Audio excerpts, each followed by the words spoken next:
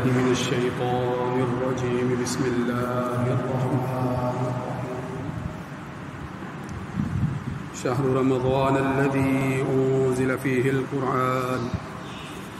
هدى للناس وبينات من الهدى والفرقان فمن شهد منكم الشهر فليصم. وقال الله تبارك وتعالى: إنا أنزلناه في ليلة القدر وما أدراك ما ليلة القدر ليلة القدر خير من ألف الشهر تنزل الملائكة والروح فيها بإذن ربهم من كل أمر سلام هي حتى مطلع الفجر.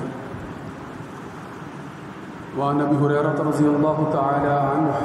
قال قال رسول الله صلى الله عليه وآله وسلم: من صام رمضان إيمانا واحتسابا غفر له ما تقدم من ذنبه. وقال الله تبارك وتعالى: إن الله وملائكته يصلون على النبي يا أيها الذين آمنوا صلوا عليه وسلموا تسليما.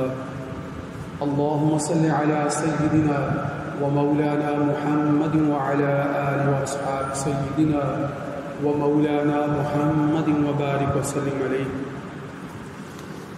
سامعین محترم، آج 17 رمضان المبارک ہے اور یہ دن جیسے کہ رمضان المبارک کا دن ہے اس حوالے سے بڑا اہم ہے، جمعے کا دن ہے اس حوالے سے بڑا اہم ہے. ساتھ اس کی دو خصوصیت. پہلی خصوصیت اس دن کی کہ یہ ام المومنین حضرت عائشہ صدیقہ رضی اللہ تعالی عنہ کا یوم وصال ہے. اور دوسری خصوصیت ایک اور یہ بھی ہے کہ قرآن مجید کی روح سے جس دن کو اللہ تعالیٰ نے یوم الفرقان کہا تھا قرآن مجید کے اندر، یعنی فرق کرنے والا دن، حق اور باطل کے درمیان فرق کرنے والا دن، یوم الفرقان. یہ دن 17 رمضان المبارک جب غزوہ بدر کا معرکہ بپا ہوا تھا اس دن کے حوالے سے بھی بڑا اہم ہے، اسی لیے اس دن کو یوم الفرقان بھی کہا. پچھلے جمعہ المبارک کو میں نے آپ کے سامنے ام المومنین حضرت خدیجہ الکبریٰ رضی اللہ تعالیٰ عنہ کے فضائل سے متعلق آگاہ کیا. آپ کو یاد ہوگا کہ 10 رمضان المبارک ان کا یوم وصال ہے. رمضان المبارک جو ہے وہ حضرت عائشہ صدیقہ رضی اللہ تعالیٰ عنہ کا یوم وصال ہے. یہ بات آپ جانتے ہیں کہ آپ حضرت ابو بکر صدیق رضی اللہ کی صاحبزادی ہیں اور چھوٹی عمر میں ہی یعنی 9 سال کی عمر میں ہی آپ کا نکاح جو ہے وہ حضرت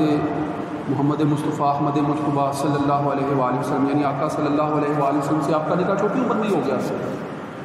اور پھر جب آپ کا وصال ہوا ہے تو اس وقت آپ کی عمر جو ہے وہ تقریباً 65 برس کے قریب تھی اور 58 ہجری کو یہ واقعہ پیش آیا تھا. 58 ہجری کو واقعہ پیش آنے کا مطلب یہ ہے کہ آپ صلی اللہ علیہ وآلہ وسلم کے وصال یعنی ہجرت کے 13ویں سال، ٹھیک ہے نا، 12 سال 5 ماہ 13 دن ہجری دور ہے آپ وسلم کی زندگی کا، یعنی 13 ہجری ہجرت کے 13ویں سال آپ وسلم کا وصال ہو رہا ہے. تو آپ وسلم کے وصال کے بعد ایک لمبے عرصے تک آپ صحابہ کے درمیان تابعین کے درمیان موجود رہی، یعنی 58 ہجری تک، لمبے عرصے تک. اور اس دوران جو ہے وہ بڑے پیمانے پر آپ صلی اللہ علیہ وآلہ وسلم کے ساتھ جو زندگی گزاری آپ نے،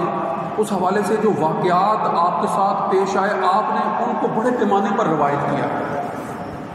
اور یہ بات بھی آپ ذہن میں رکھیے گا کہ آپ ان صحابیات میں شمار ہوتی ہیں جنہیں فقی صحابیات کہا جاتا ہے، یعنی فقی مسائل کے اندر جن کو بڑا درد تھا،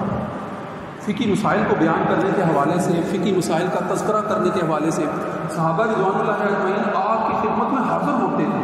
اور آپ سے بالخصوص جو عورتوں کے فقہی معاملات ہیں، عورتوں کی زندگی سے تعلق رکھنے والے شرعی معاملات ہیں، ان سے متعلق اکثر جو ہے وہ سوال جواب جو ہے وہ کیا کرتے تھے، اور آپ ان کا جو ہے وہ جواب دیتی تھی،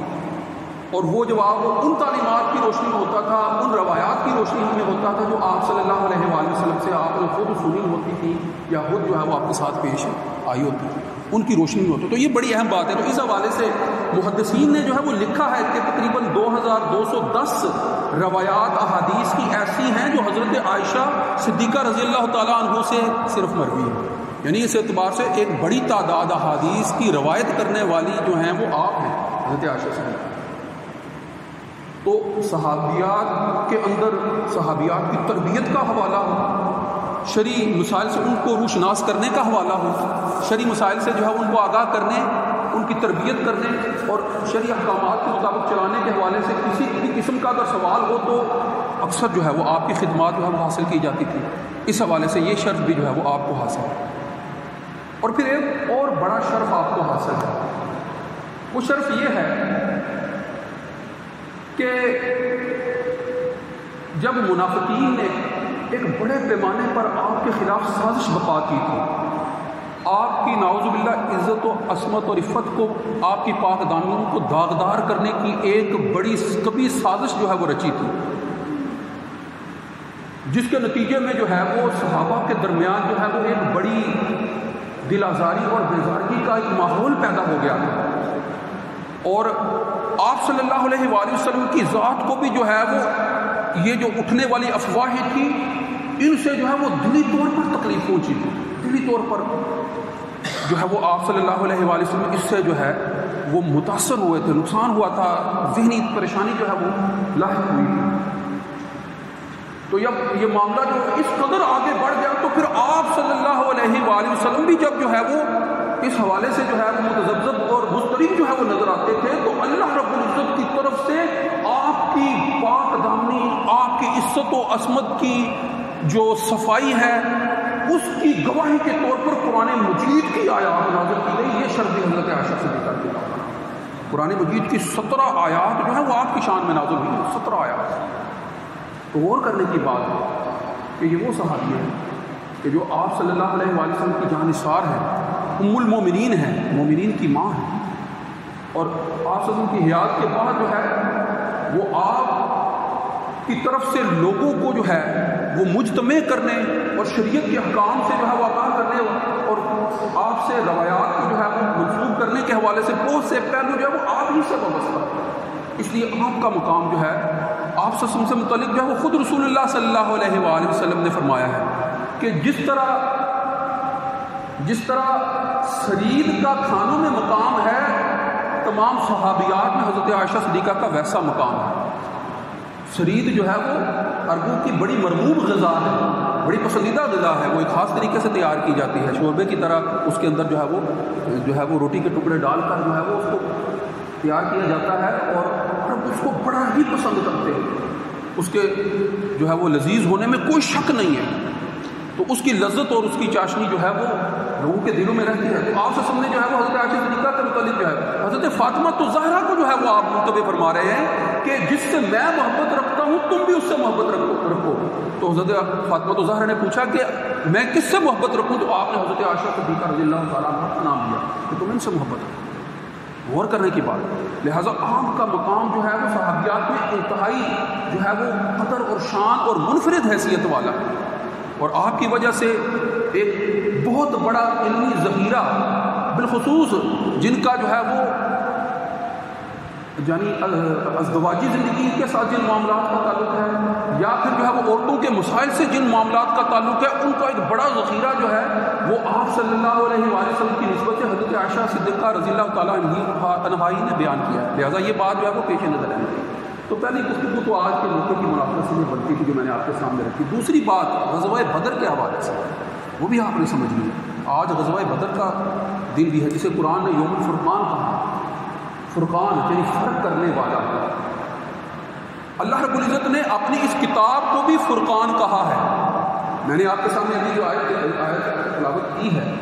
قرآن مجید کی، سورہ بقرہ کی آیت شہر رمضان الذی انزل فیہ القرآن، کہ یہ رمضان کا جو مہینہ ہے یہ وہ مہینہ ہے جس میں قرآن مجید نازل ہوا ہے، ھدی للناس وبینات من الھدی والفرقان۔ یہ فرقان کا لفظ جو ہے وہ قرآن ہی کے لیے استعمال ہوا ہے، قرآن کے لیے، کہ قرآن جو ہے وہ حق اور باطل میں فرق کرنے والی کتاب ہے۔ قرآن تو اللہ کا کلام ہے، قرآن تو اللہ کا کلام ہے، مگر عملی طور پر حق اور باطل کے درمیان فرق کا اگر مظاہرہ دیکھنا ہے تو پھر یوم الفرقان یعنی بدر کے دن کو دیکھنا ہے۔ یہ دن یوم الفرقان کہ جس دن 313 جانثاران نبی حق کے ساتھ وابستہ ہو کر اپنی جانوں کا نذرانہ لے کر جو ہے وہ میدان بدر میں حاضر تھے، اور مخالفت میں جو ہے وہ 1000 سے زیادہ کا لشکر تھا۔ یہ لشکر جو ہے ساز و سامان سے بھی لیس ہے، اونٹ ہیں، گھوڑے ہیں، تلواریں ہیں، زیر ہیں، ہر چیز کی بہتات ہے، مال و دولت ہے۔ رضیہ جو ہے وہ نظمیں پڑھنے والی عورتیں ساتھ ہیں، جو ترانے اور رضیہ نظمیں جو ہے وہ گا کر اپنے لوگوں کے جو ہے وہ خون کو ابال رہی ہیں اور جنگ پر آمادہ کر رہی ہیں، اور لوگوں کو جو ہے جو قریش مکہ تھے، اکثر جو ان میں جو ہے وہ قریش سے تعلق رکھنے والے تھے، مکہ کے مشرکین تھے، ان سب کو جو ہے وہ ابھار رہی ہیں، اور جس نفرت کے اندر، جس غیظ و غضب کے اندر وہ مبتلا تھے، جس حسد میں وہ مبتلا تھے، اس حسد کو ہوا دے رہی ہے، اور اس حسد میں جو ہے وہ آگے بڑھتے ہوئے چلے آ رہے ہیں، اور یہ ٹھانی ہوئی ہے کہ آج جو ہے وہ ان کا خاتمہ کر کے ہی جو ہے وہ چین سے بیٹھے، اس جو ہے وہ انداز سے وہ چلتے چلے آ رہے ہیں۔ اور اس طرف سے آپ صلی اللہ علیہ وآلہ وسلم صرف اللہ پر ایمان، اللہ کی تائید، اللہ کی نصرت، اللہ کی مدد پر ایمان ہے، اور کوئی دوسری بات نہیں۔ 313 ہیں، 60-70 کے قریب جو ہے وہ اونٹ ہیں، بعض روایات میں 2 گھوڑوں کا ذکر آتا ہے، 2-4 تلواروں کا ذکر آتا ہے۔ یہ معمولی سا سامان ہے، یہ معمولی سا سامان ہے، اور لڑنے جو ہے وہ جس سے نکلے ہیں وہ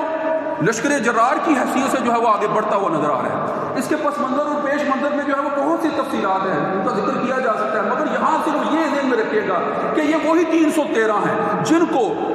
آپ صلی اللہ علیہ وآلہ وسلم جو ہے وہ اللہ کی راہ میں لے کر نکلے ہیں، اور ان میں سے وہ انصار بھی موجود ہیں، وہ مہاجرین بھی موجود ہیں کہ جو آپ صلی اللہ علیہ وآلہ وسلم کے ساتھ جو ہے وہ مکہ سے ہجرت کر کے آئے ہیں، وہ مہاجرین کہ جن کو اس وقت جتنی دیر تک وہ مکہ میں رہے کسی بھی قسم کے جو ہے وہ جنگی اقدام کرنے کی اجازت نہیں تھی، صبر کرنے کا حکم تھا، ہر سطح پر صبر کرنے کا حکم تھا۔ مظالم جو ہے وہ بڑھتے چلے جا رہے تھے، مگر ہجرت سے پہلے کسی قسم کا لڑائی جھگڑا کرنے کی اجازت نہیں تھی، اور ہر طرح کی تکلیف برداشت کرنے کا حکم تھا۔ اب ہجرت کے بعد جو ہے وہ ان کو ہی جہاد کرنے کی اجازت دی جا رہی ہے، اور اپنے حق کے لیے لڑنے کی اجازت دی جا رہی ہے، اور اپنے حق کے لیے جو ہے وہ نکلنے کی اجازت دی جا رہی ہے۔ اب یہ نکلتے ہیں اور صرف واحد ایک اللہ کے سہارے پر نکلتے ہیں۔ جب نکلتے ہیں تو پھر یہ نہیں دیکھتے کہ ہمارے پاس سامان کی کمی ہے، یہ نہیں دیکھتے کہ ہمیں مال و دولت ہوگا، یا نہیں دیکھتے کہ ہمارا مال و دولت جو ہے وہ چلا جائے گا، یا یہ نہیں دیکھتے کہ ہمیں کہیں اور سے مال و دولت کا سہارا ملے گا، اس بات سے قطع نظر کہ ہمیں کسی بھی قسم کا جو ہے وہ مالی نقصان ہوگا، صرف اس لیے کہ اللہ کے دین کی سربلندی کے لیے، اللہ کے نام کی سربلندی کے لیے، اس کے نام کے ہمیشہ رہنے کے لیے اگر آج یہ 313 جو ہے وہ نہیں رہتے ہیں تو پھر اللہ کا نام لیوا جو ہے وہ کوئی نہیں رہے گا۔ لہذا جب جہاد کی اجازت ہے تو اب نکل رہے ہیں، اب آ رہے ہیں، اور اپنے جو ہے وہ ایمان کا جو ہے وہ ثبوت پیش کر رہے ہیں، اور اللہ رب العزت نے بھی پھر جو ہے وہ ان کے ایمان کی جو ہے وہ تصدیق فرمائی، اللہ تعالیٰ تمام کرتے ہوئے نظر آتے ہیں۔ یہی جو ہے وہ 313 فرشتوں کی نصرت سے ایسی تائید کیے جاتے ہیں کہ فرشتے جو ہے وہ جوک در جوک جو ہے وہ آسمانوں سے اترتے ہیں، اور جو ہے وہ ہلاک ہونے والے جو ہے وہ ان کو اپنی آنکھوں سے دیکھ رہے ہیں کہ کس طرح سے وہ ان کو ہلاک کرتے ہیں۔ لہٰذا وہی جو بڑے بڑے سرداران قریش جو لے کر نکلے تھے، آج رسول اللہ صلی اللہ علیہ وآلہ وسلم کی بتائی ہوئی ساری وضاحت کے عین مطابق کہ ایک دن غزوہ بدر کے بپا ہونے سے پہلے ہی میدان کا جائزہ جو ہے لے کر بتا دیا تھا کہ وہاں پر وہ فلاں مشرک سردار ہوگا، وہاں پر فلاں جو ہے کی جو ہے وہ میت پڑی ہوگی، وہاں پر جو ہے وہ فلاں جو ہے وہ شہید پڑا ہوگا۔ یہ ساری صورتحال اس دن جو ہے وہ عین واضح ہو کر جو ہے وہ پوری دنیا کے سامنے آ گئی، اور آج جو ہے وہ اسلام جو ہے ہم جانتے ہیں کہ آج تک جو ہے پھر اسلام کو مٹانے کی جتنی بھی کوششیں کی گئی ہیں وہ کوئی بھی کوشش کامیاب نہیں ہو سکی۔ وآخر دعوانا الحمدللہ رب العالمین۔